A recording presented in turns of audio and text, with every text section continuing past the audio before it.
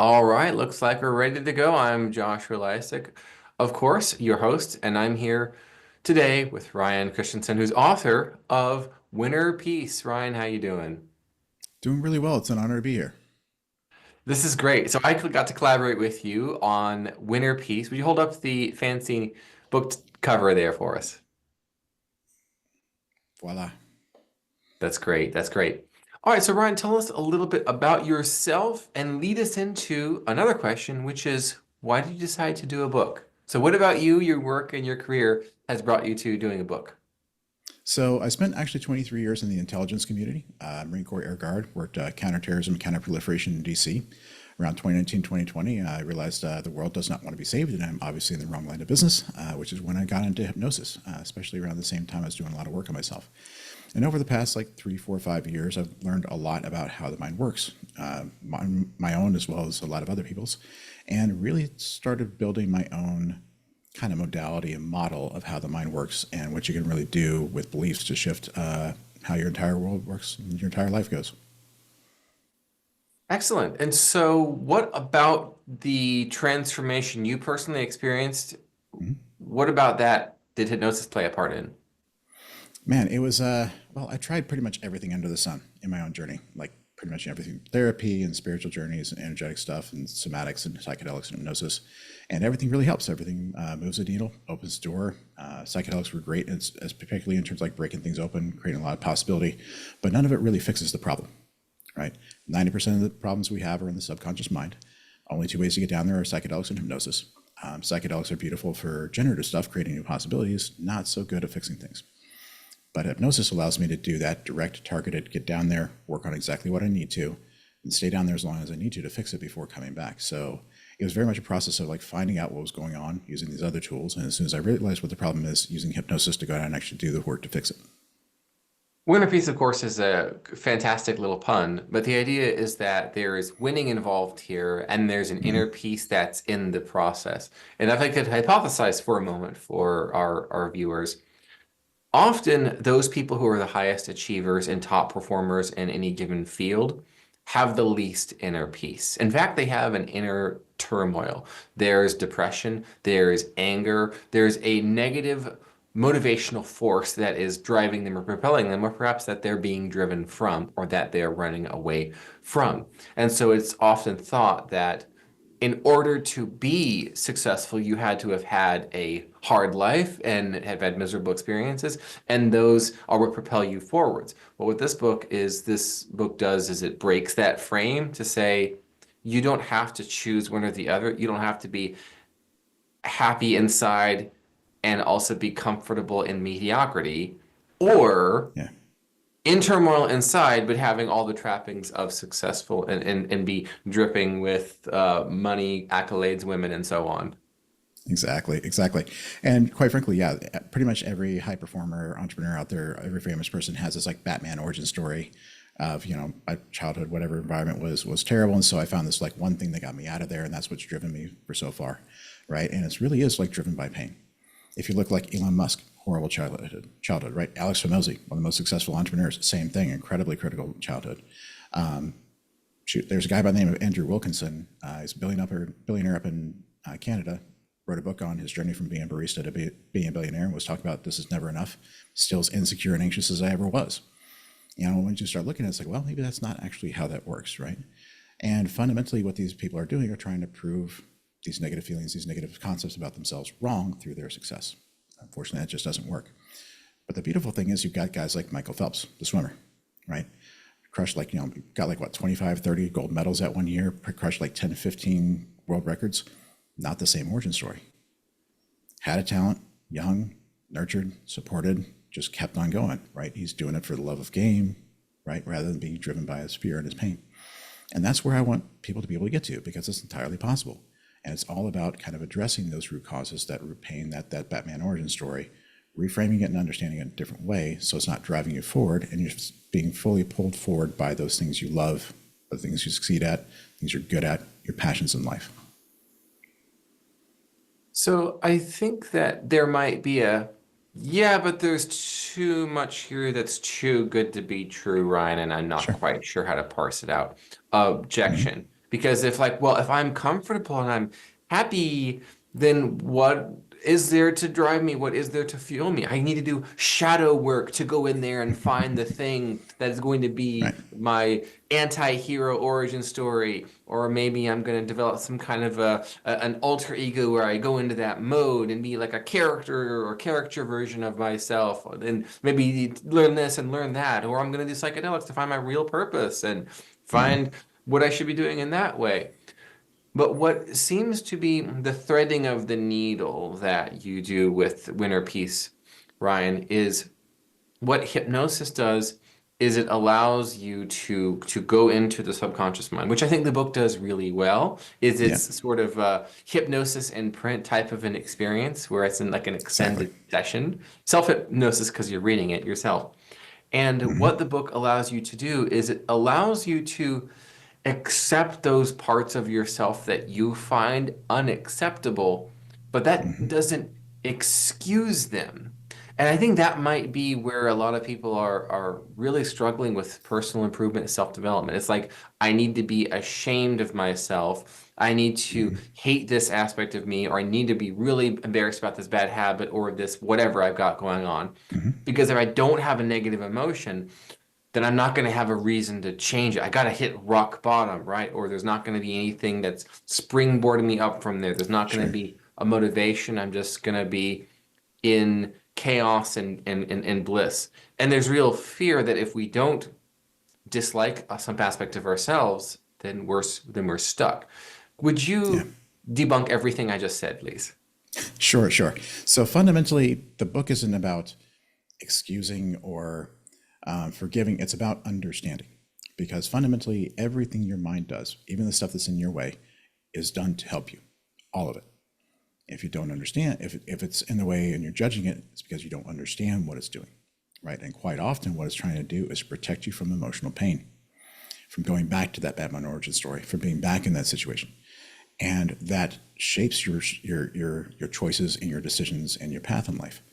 But if you are driven by pain, then you don't really have a choice. What you're doing is a compulsion. It's what you're driven to do, what you're forced to do, not what you choose to do.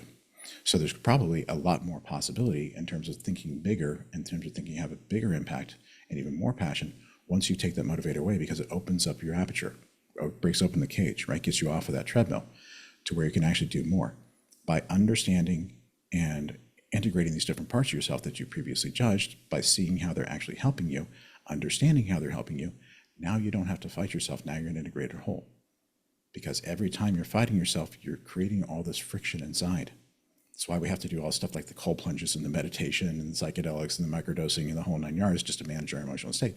Wouldn't it be nice to just have all the parts of our mind on the same page, working together as an integrated team, instead of having to spend all that time managing our emotional state, to where what we feel is actually a accurate reflection of what's going on, so that you can leverage those emotions to actually help you navigate the world better and get what you want in life? So the book Winner Piece is for the self-improvement consumer types. It's for Sure. the personal development enthusiasts, the self-help enjoyers who are regularly looking for the thing. And it seems like the thing that they're looking for is the thing that will change me into the person I wish that I was. I wish I could Yeah. do this, or I could achieve that, or I could just be differently. And so if someone has like a, let's say, codependent relationship style, those people tend to be successful in services-based businesses and careers because they're in tune with what the other person is feeling, and they just sort of chameleon their way into being that. But there's not necessarily a strong sense of self, and it's, well, if I don't do that, then I won't be successful. And if I don't do that, I won't get what I want because nobody really cares about me. And then it gets into Yeah. identity about who you are as a person, and I'm Yep. fundamentally unlovable, and I'm trapped in the cage of my own making, and it's locked from the inside, and I Yep. threw the key out. These sorts of, Yep. let's say, self-concepts and the metaphors that explain them. And yet again, what is the answer to that, Ryan? That if I don't have Sure. something negative feeling me, I won't have feel at all. Well, and again, that really kind of comes down to this idea that you have to be somebody different than you are in order to get what you want in life. Even the successful people are like, I'm going to be an entrepreneur and I'm going to be successful. I'm going to create this persona because I don't like the answer when I ask myself who I am. The purpose of Winter Peace is like, okay, it's okay to be you. You actually get to own all of that. And because you own all of that, you get the most you want. You get everything you want in life. You get actually everything you need in life. Because when you're pretending to be somebody different, trying to be somebody different, the world gives you what that person you're pretending to be wants and needs, rather than what you want and need. And I want to everything you be want the in life, annoying arguer, sure, reader, reviewer who 2-star reviews you and disagrees with okay, it. I know I have a sure, sense of what you would yep, say, having worked on the book with you. That it remains that persistent. But if I was already the person I wanted to be and I was supposed to be, I would already get the results that I want. And what I have been doing hasn't been working. And what I do is based off of who I am. So that means I'm not working. So I need to go down to Peru on an ayahuasca pilgrimage, right? yeah, yeah. Well, and again, that comes down to self-judgment of I have to be somebody different, right? You're not getting what you want. Perfect. Why? Because you're going for all these things that don't actually give you what you need. Why do you want to be successful? So you can feel good about yourself. Why do you want to be successful? So you can be accepted and loved. That's the underlying need. So you're chasing these things that don't actually give you that underlying need because you can't actually give that to yourself until you show the world who you are, right? That's why it's so fundamental to get down to that idea of being your actual, true, authentic self, right? There's all sorts of ways to discover it, but fundamentally, the way that I find best is the hypnosis. Figure out why you can't accept these parts of yourself. Figure out why they're helping you. Figuring out how you got to that idea of you don't like yourself in the first place. And once you get there and you change that original conclusion, because it's really all about conclusions. I thought this about myself. Great. I think this about myself now. Great. Now you're actually be able to be your authentic self and you get to bring more of yourself to the table and more of yourself to the task. I talk about this making success inevitable as part of the title. Once every part of you is on board, once you can coordinate together, now there's no friction. Now every part of you is helping you get what you need and what you want in the world faster. So it becomes inevitable because you don't have to fight yourself. All your problems end up being out there, and your mind helps you figure out what those problems are faster and solve them faster. What I just heard you say was something like, if you watching this, you considering buying this book, or even you reading this book, Winter Peace, the reason you don't already have what it is you want, be it in your career or in business success or in your personal health, nutrition with the opposite sex, let's say, if you're not getting these things that you want, it's likely because you are wasting energy trying to change parts of who you are, your traits that are actually meant to serve you. So those things you think are quote unquote wrong are actually tools you just haven't used yet. Is that the assertion? Pretty much, pretty much. What I would say is that your conscious and your unconscious minds are on different pages in terms of what the priorities are. Your unconscious mind is fundamentally trying to protect you from something, generally that emotional pain, that Batman origin story, going back down that hole. Until you fix that, until you find a way to navigate that and make that okay, sort of disarm that ticking time bomb, it's always going to have to put that first, which is why all this friction gets in there, right? It's kind of like you're the CEO of a company and your unconscious mind is like your workers and the employees and they're all union and they're on strike, right? You can't force them to work and you can't fire them, so you have to sit down and negotiate and say, okay, what actually is the problem? Why aren't we able to work together here? But once you're able to figure that out, come to a different conclusion, now all of a sudden the whole team is working together again, moving in the right direction, and you get what you want and needed all along, because that part of you can now help you get what you've consciously decided instead of fulfilling these other needs that it believes are more important. Interesting. Okay, so the unconscious mind will have you stick with behaviors that may have kept you safe in the past because these behaviors keep me safe, even though Yes. consciously you find yourself doing things that seem counterproductive. Yes. So then the question maybe and then is, oh, okay, so how do I make my unconscious mind just, my subconscious mind just stop doing that? Sure, sure. Well, the idea is if you're not getting what you want, you're getting what you need. And if you don't understand what that underlying need is, you can't find a different way to fulfill it. So telling your mind just do what I tell you to do is essentially telling it ignore the priority, the incredibly important thing you need to be doing, and do what I ask you to do instead, which doesn't work. We've always had that boss, all of us have had that boss where it's like, just do what I say, just do what I say, just do what I say, who just does not freaking listen when you try and tell them they're a problem. That's fundamentally what you're trying to do, your unconscious mind, when you're saying, just do as I say. It has a problem, it has a priority, there is something it needs to do, which is actually for your better good, your highest good as a whole. And you're not listening. So it has to do it anyway, whether you don't like it or not. It's like, if you're playing Captain Ahab, you're going to get them all killed if you keep on chasing Moby Dick. The best thing the crew can do is just tie you to the mast, shove a rag in your face, and just keep on doing what it needs to do. Because it's trying to keep all of you together, all of you alive, all of you safe. You need to sit down and figure out what that underlying need is, what the underlying problem is it's trying to solve. And as soon as you fix that, it doesn't have to waste time doing that anymore, and actually support your goals, and actually support your success and what you wanted to do in life. Is it all right if I throw you an opportunity for a mini little micro session to prove that Sure. Winter Peace works? Okay, Sure. so I brought up the codependent attachment style earlier. That's been on my mind a lot because I was recently at an event where there are other ghostwriters, a lot of other ghostwriters, and I noticed that there is like a type of ghostwriter and how they relate to people. And it seems like those people generally who have a codependent attachment style where it's like, I'm okay if you say I'm okay. How you feel is how I feel. I Yep. am not acceptable until you directly and indirectly accept everything about me. I don't have an Yep. identity except that's what you say is okay for me to have. Yep. People like that end up as ghostwriters and speechwriters because they are their clients. Whoever their clients are, they just simply become. And it works really well to be chameleon-like in that Yep. way. And I think, well, this lack of my own self-concept and identity pays a lot. It's how I be Yes. successful when I hear what someone says and I just believe whatever you, my client, are paying me to believe that you believe, that well, I can write better. Right. It feels like you wrote it. And that's a superpower. I don't want to Sure. give that up by changing myself. And yet when I show up in relationships, I'm like the 22-year-old girl on a date. Where do you want to eat, honey? I don't know. What about here? I don't know. Where do you want to eat? But Yeah. you're like that about everything. What's Yeah. going on there? Is something wrong with them? Do they need to forgive themselves? Can they hypnotize themselves No. out of being a ghostwriter? Like, what's up? Hypnotize them out of being a ghostwriter is probably not what they want to do. Probably want to create some identity and like actually have 2 feet to stand on and be able to have like boundaries and things like that. Fundamentally, probably growing up in a situation where you couldn't really get what you needed in life. It wasn't actually okay to be for whatever reason. Either the stuff just wasn't available.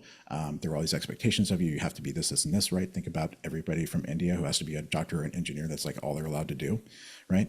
Or, you just had to be in a situation like, I grew up in a fairly emotionally volatile household. You just got to be 100% in tune with that person to figure out, okay, who do I need to be, not step on toes? What do I need to be doing in order to stay safe? It's not okay to be you, so you have to be something else, and you become whatever anybody else needs in order to get what you need, right? You can't be get it as who you are, so you have to figure out who to become in order to get what you need. And there's a lot of people out there say, oh, just be this. Perfect. Outstanding. Just tell me who I need to be, and I'll be that, right? But fundamentally, again, it comes down to that wearing that mask. You get whatever you're pretending to be, wants and needs, right? Oh, I'm going to be a successful ghostwriter. Great. I'm going to give you that, what that person wants and needs, not what actually you want and need, what the person you're pretending to be wants and needs. So fundamentally, it's recognizing, like, number one, I can't actually get what I need unless I show the world who I am. Number two, it's okay to be me. It has to be okay to be me, right? Because otherwise I don't get to have an identity, don't get to have my needs met. And fundamentally, it always was. You were just in a situation where you had to play a certain game, a game you couldn't win. Talk about this in the book, the game that cannot be won. Nothing you do fixes things, nothing you do works. It's just a losing game. But because we don't understand that it's our environment rather than us, we keep trying to change ourselves. Instead of just changing our environment, get in a different place where you can actually get what you want and need by being who you are. Fantastic. So someone listening to that goes, it's okay for me to write what I want to write. And if it's not okay for my clients, well, then maybe I should just write my own books instead, or I should write short stories, or I should have a blog, or I should do whatever, so that they can begin developing their own voice. And there's as many men as women who have this attachment style. Yes, I think this codependency, and it shows up in a number of definitely different was me. ways. Yeah, And I think that there's probably, as you pointed out, there's probably a root cause across different professions that people ended up in that profession because, well, this is the mask that the people closest to me as I was growing up needed me to wear in order for me to be okay or for me to be safe. And that can Exactly. make someone go inside and be a fearful introvert or be the bombastic life of the party because that's what's good for them. It's safe for them to wear. So it seems Sure. like what you're saying, Ryan, the winner piece worldview or that lens through which you can view yourself and others is something like there are experiences we have early in life that teach us in order to be okay, we need to fight, flee, or freeze, or fawn. Fawn. Hmm. And we put on a mask of the flyer, the freezer, the fawn, or the fighter, depending on what's going to work. But when we leave the situation where fighting was necessary, we often still have the fighter mask on. Yes, that's And exactly we right. carry that ultimately, oh, you're a fighter, so you should go to school here. You should study this, when that's just the mask. And that's how people end up needing a book like Winter Peace. Yeah, and in some ways, that's actually a strength in a lot of ways. You're leveraging your strength because that's the skill, the talent, the modality, the approach that worked for you to get you out of that situation. And it's brilliant for a ghostwriter to be able to empathize with their client that well in order to be able to write from their perspective and do that, right? And so maybe you stay a ghostwriter. Maybe you don't write your own books. Maybe you just start building better boundaries and treating yourself better and having higher standards and taking less guff, less crap from your clients, right? You choose clients that are more interesting and better to work with, right? Where you're still doing and leveraging all the talents you have, you're leveraging your empathy, but you're doing it in service to the way you want things for you so that you can actually get what you want and need, right? And quite frankly, codependency is just a fawning response, right? Who do I need to be? That surrender, just say whatever I need to be taken care of, right? And that's incredibly useful when trying to figure out what the client needs to deliver a book like Winter Peace, right? And fundamentally, that's kind of like the tools you were leveraging to help me because I had no idea how to say this stuff. I'm autistic. Trying to figure out how to convey this in a way that normal people can understand was freaking impossible. I banged my head against the wall for 7 months before I started working with you. And so having somebody like you that could bridge that gap has been enormously valuable. I appreciate that. Thank you. But I want to turn it on you, this little spotlight. How did you figure this out? I imagine it's when you realized that the mask that you were wearing was not useful for all contexts in your life. And maybe you should take it Oh, off and look in the mirror and see who's really beneath it. oh my Lord. It was, autism. I didn't get diagnosed until I was almost 48 years old. So, I had no idea growing up that that's what was going on. Just knew that things didn't work. And so autistic masking is a 100% thing, right? And 2009, I ended up having a major depressive episode because I was wearing too many masks in too many places and just completely fractured. And then like about 11 years later, I'm sitting there going, wait, I'm not getting what I need. Throwing myself under the bus, doing all these things, trying to save the world, trying to help everybody else, and I am not getting what I need. And this is not acceptable anymore. So that's really what drove me to figure out, okay, how do things actually work? How do I actually get to be me and get what I need? And that's what took me down the road of like, okay, let me figure out why I am the way I am, why I believe the things I believe, what's in the way. Help me identify those two traps of being in the cage, being on the treadmill. How do I break out of those, right? How do I start leveraging those negative emotions so I don't have to avoid them anymore to where they can actually serve me and help me, right? And it's just that process of sitting down, and just reverse engineering everything. Okay, I was supposed to get this result from this process. I did not. Fair enough. How did it work? Why did it not work? Right?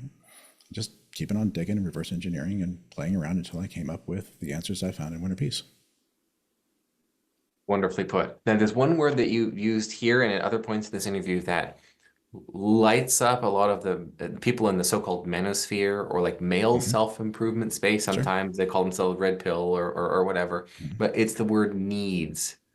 A Okay. man does not have needs. A man is more than enough. This sort of mojo, bravado sort of Sure. imagine the lone wolf, sigma male type of character Sure. that we're all supposed to be because if we have needs, that an adjective form means we're needy. And nobody wants a needy man, not a Sure. woman, not a boss, not a client, not a nobody. So, how do you mean need when you use it? And is the let's say the male self-help space incorrect on this matter? Well, that's actually where I started my self-improvement journey, was in that, male self-help space. I was trying to figure out dating after my second divorce. And there's a lot of good stuff there in terms of like building yourself to be a better man, more capable, more able to do things. But fundamentally, if you don't have needs, then you're always giving, never receiving. Right? You're building stuff, creating stuff for everyone else, outstanding, and then what? You just run yourself empty. And the idea that you don't have needs is a lie. Right? If you didn't have needs, why are you trying to get acceptance? Why are you trying to get love? Why are you trying to get money? Why are you trying to get fame? Right? You're looking for something, right? And what I talk about in terms of need is, what is that deep core piece? I want to be successful. Why? Because I have nice things. Why? Because then I can get the girl. Why? Because then I'll have love and acceptance. That's the need, the love and acceptance, right? And I think we do ourselves a disservice by ignoring that and pretending that's not a thing. Because what that turns you into is just somebody who self-sacrifices. It turns you into a tool. It turns you into a pawn, right?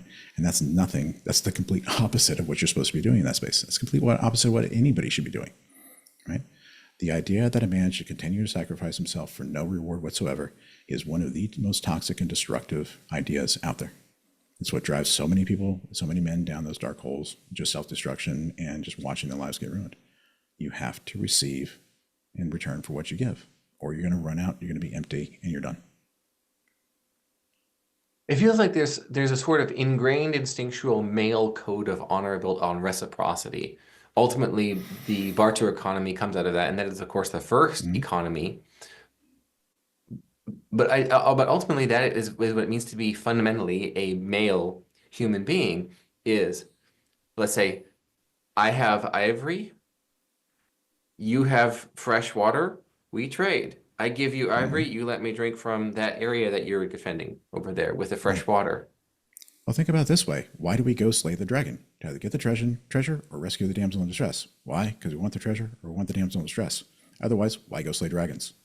Right? We're doing this to get something in return. We always have to be. Otherwise, there has to be something you're receiving to make all that effort and challenge and trial and pain worth it.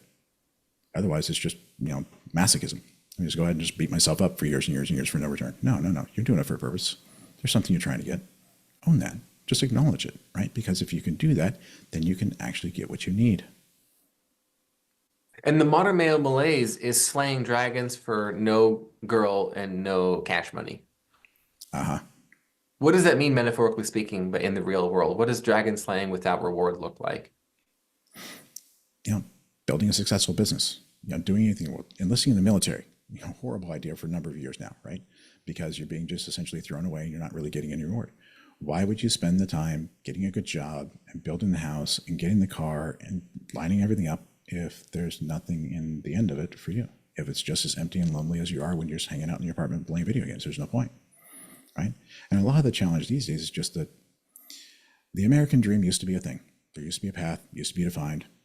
Go to college, get the job, get the girl, build the house, 2.5 kids, cat, dog, picket fence, right? And that thing broke a long time ago. And there hasn't been a new one built.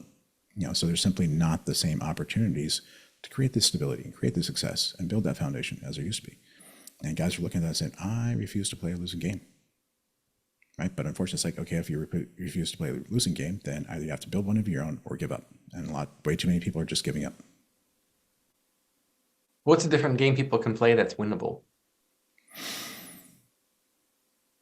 That's kind of something you have to build yourself, right? The beautiful thing about games is that you can build one yourself. You can come up with your own rules, right? And I talk about in Winter Peace moving from the finite game to the infinite game.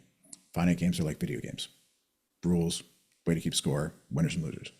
The infinite game is players come and go. Rules change. No way to keep score. There's no winners and losers. The point is to keep playing. And life is an infinite game, right? The entire point of living life is to find interesting things to do until you can find no more interesting things to do. At which point you go somewhere else, find some more people, find interesting things to do. And just that process of I'm going to find interesting things to do that move me forward, that keep me engaged, that give me the things that I want and need. If you're doing that, you're winning. How could you possibly lose if you're living an interesting life, doing things you want and getting what you need? So the question then, metaphorically speaking, becomes what kind of dragons are interesting for you to chase and subdue? What kind of gold is available? What kind of dragons are guarding it? What gold may be unguarded? What kind of distressed damsels are worth the angst? Yes, exactly. Yeah. And that's kind of what took me down this path. I spent the time saving the world. Now I started helping people. Then I spent a lot of time helping myself. And now that I've helped myself, I get to do something much more interesting, which is help people on a much deeper and more powerful way. And that's a good place to be. I know that there are a few people watching right now who are thinking, oh, shoot, where do I get that? What's that book? Winter Peace. Learn to play the infinite game. Feel good about yourself, especially those parts that you're not supposed to feel good about. It's over on Amazon, multiple versions of it. It's great. It was a blast to work on. Ryan, thank you so much for joining us today and going deep into that set of examples there. That's great stuff. Outstanding. Thank you so much, Joshua. It's an absolute pleasure. The pleasure's all mine.